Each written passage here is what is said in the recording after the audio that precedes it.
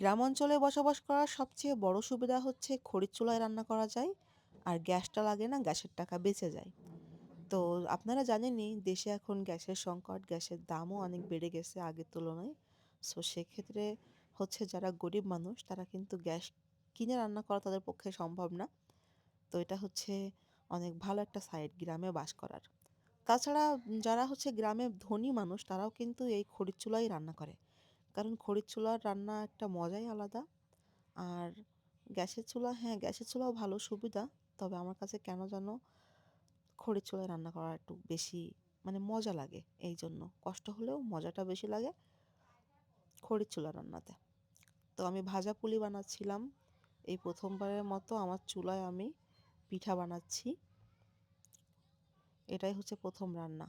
তো আমি পিঠাপুলি বানানোর জন্য আমি একটা ছাঁচ ব্যবহার করেছিলাম। এটা অনেক মানে ফাইনভাবে হয়ে যায় কোনো রকম ঝামেলা ছাড়া। কিন্তু আমি ৫ টা বানিয়েছি। কারণ হচ্ছে বাকিগুলো আমাদের বউ আমাকে হেল্প করবে, আমাদের বাসার বউ। আমি একটু আগে বানাচ্ছি সবাইকে দেয়ার জন্য আর ভিডিও করার জন্য। কারণ পিঠা আমাদের বাসার মানুষরা আমার চাইতে ভালো বানাইতে পারে।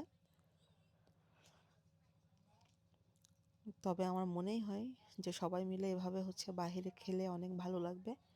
তাই জন্যই কিন্তু আমি একটা চুলা কিনে নিয়ে আসছি বাহিরে রান্না করার জন্য। তাছাড়াও এভাবে বাইরে রান্না করলে আমার কাছে একটা পিকনিক পিকনিক ব্যাপার লাগে। আমার বাচ্চারাও অনেক খুশি হয় এভাবে যদি বাহিরে রান্না করে আমরা সবাই মিলে একসাথে খাই।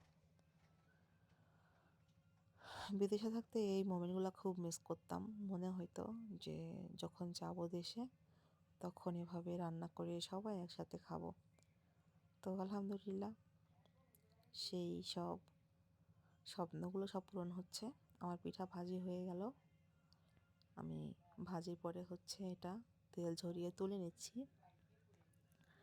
কার কার কাছে কেমন লাগলো, মায়ের হাতের পিঠা কে কে মিস করছেন প্রবাস থেকে, অবশ্যই কিন্তু কমেন্ট করে জানাবেন। ভালো থাকবেন সবাই। আসসালামু আলাইকুম সবাইকে।